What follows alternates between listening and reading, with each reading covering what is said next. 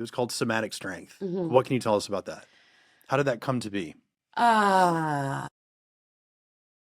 wow. I forgot that you came to class. Mm-hmm. Oh my gosh. Wow. It's been a Mm-hmm. long, winding road of 4 months. It just like made me totally like Yeah. stop and remember. Right.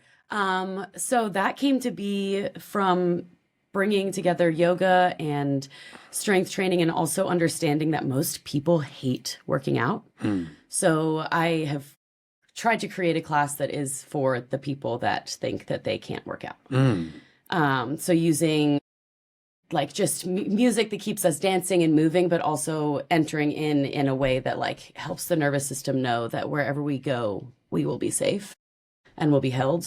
In the body. In the body. Yeah. So when I went there, I walked in and I've never had this experience before in any exercise class. I felt like I was at like a plant medicine ceremony. Like there was a circle and it was arranged in a very ritualistic way and the lights were perfect, but there was also a DJ and we had some ecstatic dance and it was very experiential, which is cool for me because I'm very much above the neck all the time. And exercise, yoga, things like that, it's hard to drop into the body and just like feel. And it was cool to see those modalities kind of merge. We did some yoga and we did some strength training and some more CrossFit style stuff. And it was such a unique fusion of things that I asked you the question of how do you answer this question of what do you do? Because I've had a struggle of like, how do I describe, how do I explain it? You know, you don't really fit into one box, which is a beautiful thing. Yeah. And what you said, that's like why I wanted to create somatic strength. And to me, somatic strength feels like a redundant phrase because strength training inherently, like where else can it happen but in your body? Right. But you just said it's been a neck up experience for you. And that's so many people. That's like having to rewrite the fact that we live here and this is just the like navigator or even just the lens that everything else informs. Yeah. How did this, like, what was your journey like to bring all of these elements together? Like what started first and then what kind of came later? What started first was kickboxing. I found there's a gym called Hot Box that's in Nashville. It's a great just cardio kickboxing gym. And that blew my world open to be able to learn a skill and do challenging cardio at the same time. It just like saved my life in so many ways to like have a hard, challenging place to go when things were hard.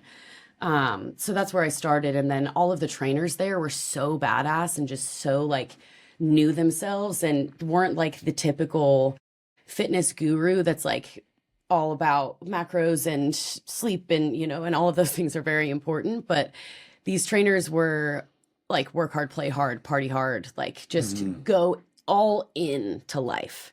And so that was so inspiring to me. So I was like, I want to be like them. And so then I got certified and went all the way into the gym rat world for a couple years and then burned all the way out. And I was the head coach at Mayweather Boxing for a while. And that's like masculine energy, holding pads for like men twice the size of me and just like teaching way too much and crashed out, burned out and stepped out of the fitness industry for 2 years and got my 200-hour yoga certification during that time. And also went down into like the pits of like existential dread and don't want to be here kind of energy. I've experienced suicidal ideation for my whole life. And so then I started to like remember that kickboxing saved my life and how I'd start to understand like, why did that happen and how did that happen? And I understood that my body was the only place to go. And so in those 2 years, I like reintegrated back into my body instead of going into it neck up and I want to be important and I want to be in the front of the room and I want to tell people what to do. It was, I want to come back home.